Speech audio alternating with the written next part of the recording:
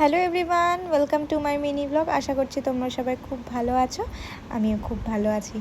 এই ভিডিওটা হচ্ছে কালকের ভিডিও, আর কালকের ব্লগটা একদম সকাল সকাল স্টার্ট করেছি। আর তোমরা যারা এই ওষুধটা খাও তারা তো দেখে চিনতেই পারবে যে এটা কিসের ওষুধ আর কতটা কষ্টদায়ক। আর যেখানেই যাই করো না কেন, এই ওষুধটা খেতেই হবে, এই ওষুধটা মিস করলে চলবে না। তারপরে ফ্রেশ হয়ে ওই আধ ঘন্টা পরে চা খেয়েছিলাম, কারণ এই ওষুধের পরে একটু গ্যাপ দিতে হয়। আর আগে জানো তো, আমি সকালবেলায় চিয়া সিড, ফ্লেক্স সিড আর মেথি খেতাম, ভেজানো সেই জলটা খেতাম। তোমাদেরকে আগে তো শেয়ার করেইছি, কিন্তু এখন এই ইদানিং 1 মাস হয়েছে আমি সেটা খাচ্ছি না, একটু বন্ধ রেখেছি। আবার 1-2 মাস যাক, তারপরে আবার স্টার্ট করব।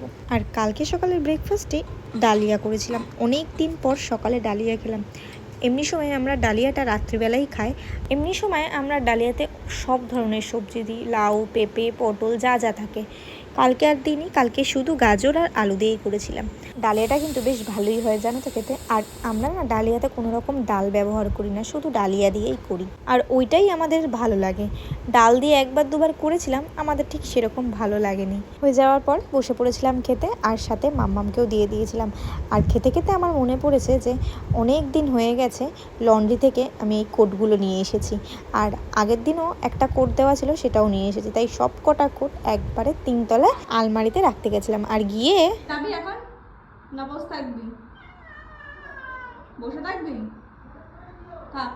দেখলে তো কে বসে আছে, গিয়েই দেখি সেই মহারাজ বসে আছে।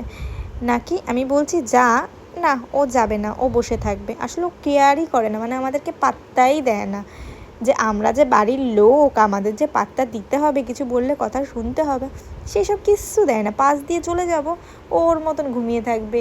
একবার ঘরে ঢুকবে, একবার বাইরে যাবে, রান্নাঘরে ঢুকবে, যে কি করে ওর নিজে ঠিক করতে পারে না। কি আর বলি বলো, এই হচ্ছে আমাদের এই মহারানীর কাণ্ড। আর এই যে এই আলমারিগুলো দেখছো, এই আলমারিগুলোতেই আমাদের শীতের জামা কাপড় বা বাদ বাকি আর যা জামা কাপড় যেগুলো সেরকম একটা ইউজ করি না, সব জামা কাপড় এই আলমারিগুলোর মধ্যেই থাকে। আর কালকে তো মারাত্মক লেভেলের বৃষ্টি হয়েছিল। আর এখন আমাদের বৃষ্টি হলেই ছাদে জল জমে।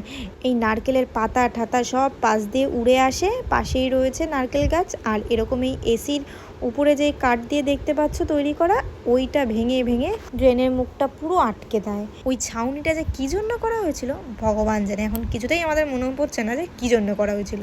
এই কদিনের মধ্যেই এটাকে খুলে ফেলা হবে। আর ছাদে এসে দেখছি এত সুন্দর ওয়েদার, তাই জন্য একটু ভাবলাম তোমাদের সাথে শেয়ার করি। তো আজকে ভিডিওটা আর বাড়াচ্ছি না, এখানেই শেষ করছি। তো সবাই ভালো থেকো, সুস্থ থেকো, আর সবাইকে ভালো রেখো। আজকের মতন টাটা, আবার পরের দিন কথা হবে।